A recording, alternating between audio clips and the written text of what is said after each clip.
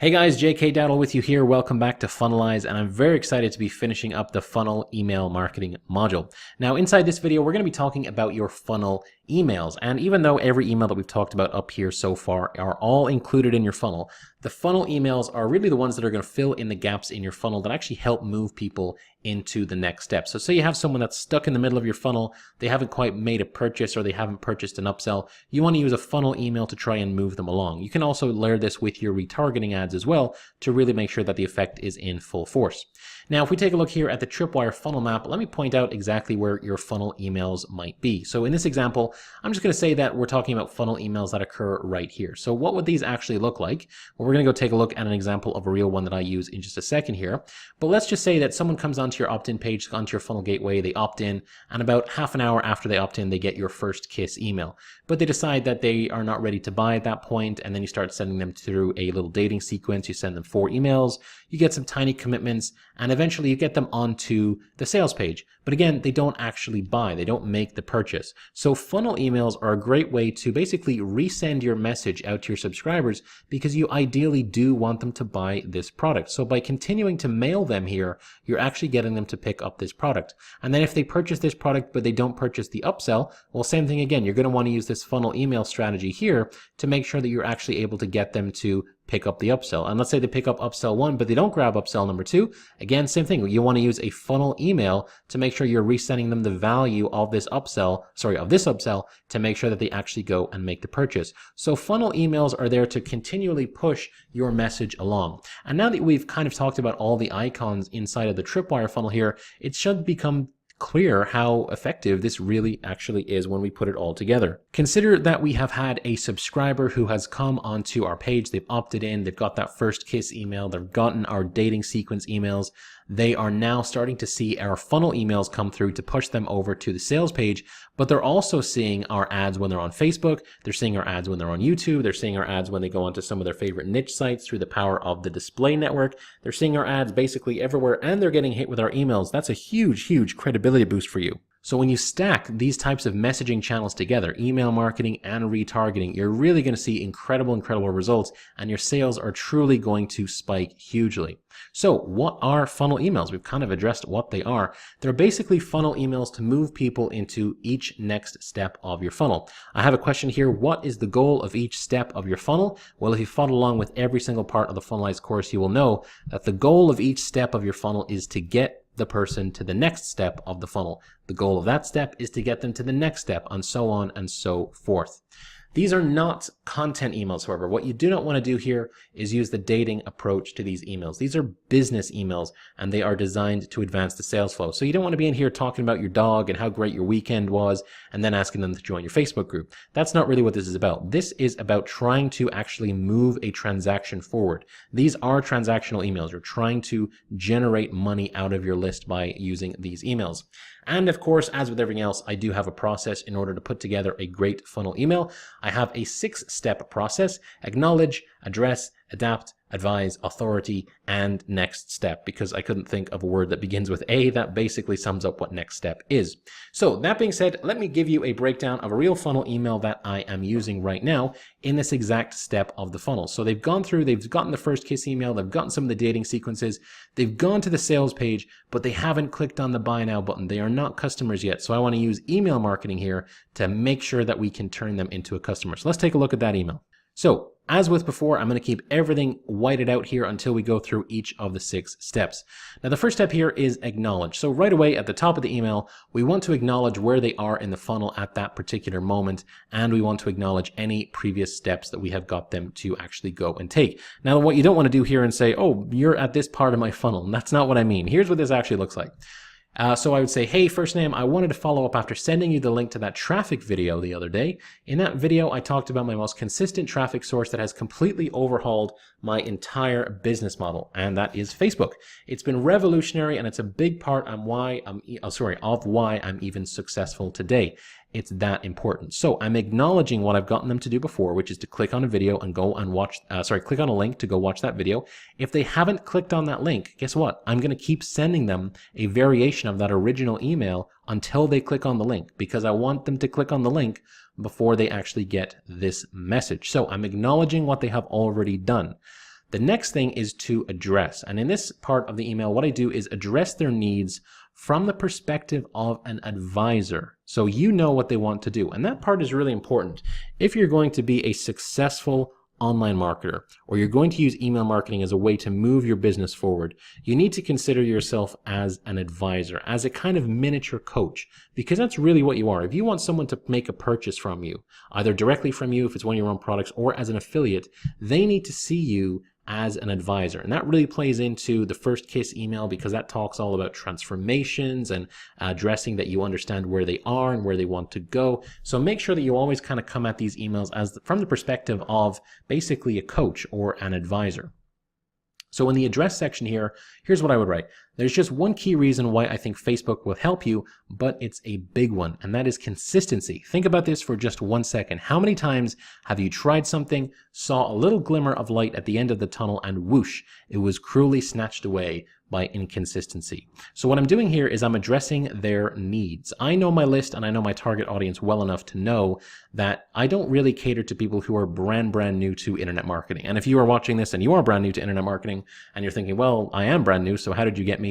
Ignore that just for now. For the most part, my business is centered around people who are not necessarily beginners. They're not experts. They're at that mediocre point where they know what they want to achieve, but they don't know how to achieve it. So this works perfectly for my audience. I'm able to point out the lack of consistency that I feel is hurting their overall results. This is a big part of why it's so important to understand your target customer. Now, the next thing here is to adapt. And in this part, what we want to do is explain how they will need to adapt their frame of mind or their expectations in order to fit in with your transformative goal for them. So this kind of plays back to the overall first KISS email that we sent out. And that could have been a few days, it could have been a few weeks before they're even reading this email, but it is very effective and they will remember that you are trying to be a transformative force for them. So in order to adapt, a lot of people have very straightforward frames of mind where they think this is the correct way to do it. This is the way I need to have it done. I need someone to show me how to do it this way. And that type of limited thinking holds people back from making purchases, for registering for things, for reading things, for consuming new types of information, because they're stuck in their old ways of thinking. What we need to try to do here is address that as an objection and try and get them to adapt their frame of mind. And this is how that would look. So not being able to get repeatable, cut and dry, wash and repeat results is what causes most people to email me asking where they're going wrong. When I point them in the right direction, I can't tell you how many people message me back and tell me thank you because they can see the potential laid out for them in a simple blueprint. So again, what I'm trying to do here is try to change their frame of mind. I'm trying to point out that other people have been in the position where they have been resistant to what I'm trying to show them or what I'm trying to get them to do. But after they take that step, they are all overall, and this is true, they are overall really happy that they actually took the opportunity and took me up on that opportunity because they can see the results. So I want to get that across to them. I want to change their frame of mind. I want them to adapt their frame of mind to mine. And this might be a tricky part of the email for you to write because it is kind of hard. So depending on your niche, depending on what it is you're actually trying to get them to do here, whether it's register for a webinar or actually go to a sales page and purchase a product, you're really going to probably need to play with this part of the email more so than most, because you need to identify what the kind of global objection would be to why they won't change their frame of mind and how you're actually going to try and change it for them. Now, the fourth step is to advise. Again, this is getting back into the role of the advisor. You're going to tell them how you can show them the way to get back on track. Now, that getting back on track could be anything. Like I mentioned before, it could be a purchase, it could be registration for a webinar, it could be getting on the phone with you, it could be whatever it might be. Whatever your next step is, you need to kind of gently introduce that to them here and advise them how they need to do that. And here's how that would look in this email. I want you to experience the same feeling of relief and positive affirmation that you're doing things correctly. And the product, this is where I actually put in the name of the product here, is the best way I've helped people get there. There have been over 2,500 students before you jump into this same course, and the feedback has been overwhelmingly positive. I can't escape all the positive reviews and 5-star ratings that name of the product gets, LOL. Now at this point here, we are basically showing them how we're able to take them from that feeling of inconsistency, which I alluded to earlier during the address stage. I've adapted them by telling them, here's why you need to change your frame of mind. And now I'm advising them by telling them, this is how you do it. This is how you actually get over that inconsistency, and it's to go and jump into this course.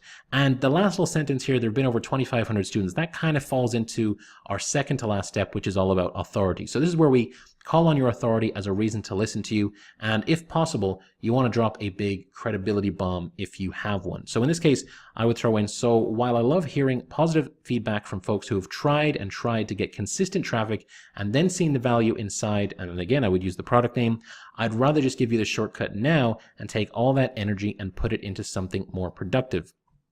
Now, before I continue, I want to point out that any time that you see me use the word product here, I'm actually using the name of the product. This is not a link. This is not a link to the sales page. I'm just using the name of the product. I save the link until the end of the email, and we're just going to go over that in the last little second here. But I just wanted to point out that authority is really important, and it can be really hard to feel like you have authority if you're brand new. If you don't feel like you've done anything worth being authoritative about, it can be pretty tricky to feel like you are, an advisor that someone should actually listen to. If that's the case, there's a very good chance that you are an affiliate, right? If you have your own product, you already probably have some kind of authority because that's what made you put the product together in the first place. There's a reason why you decided that you were the one to put that product together. So if you're an affiliate and you feel like you have no authority, use the authority of the vendor here to really point out why they should pick up this product. So if you're selling, say, one of my products, you could absolutely talk about how, sales that I've made or products that you've picked up, whatever it might be. You can use that as authority here in this particular part of the email. Okay, so if you're an affiliate, don't worry, you don't have to rely on your authority. You can rely on the vendor's authority in this case. And then right here, the next step, what we're going to do is ask them to move on to the next step of the funnel, and that's really simple. So the one little sentence part here, I look forward to seeing you in the members area. Click here to get started, and then there's your link right there to actually go to the sales page. And that's it. Those are the 6 steps to putting together an effective funnel email. Now, depending on where the email lands within your funnel and which funnel you're going to be using, this email is going to look completely different. So if you're trying to get people to register for a webinar, it might look kind of similar to this, but if you're trying to get people to jump on the phone with you, it might be different. If you're trying to get people to move from a sales page to go grab upsell number 1 or upsell number 2, or you're trying to get, who knows, it could be any number of different emails within any number of the funnels that we've talked about inside this course. The thing here that I want to point out is that this is just a general framework, a general process or a theme that you want to use to lay out your emails. So you want to start off by acknowledging, then addressing their needs, then telling them how to adapt their frame of mind, then advising them, take on the advisor role and show them the way to get back on track, call on your authority or the authority of any vendor that you're working with, and then finally, have your call to action, your next step to get them to move on to the next part of the funnel. And that part is going to take us right to the end of the funnel email marketing section of FUNNELIZE. I hope you've enjoyed this. I hope you found it very, very valuable. Our next and final module is going to be where we go through some action-taking blueprint stuff, which is going to get you motivated to go and get started. And that is going to finish up the FUNNELIZE course. Until that point, though, thank you so much for sticking with this module and with this video. My name is JK Dowdle. This is FUNNELIZE, and I'll see you next time.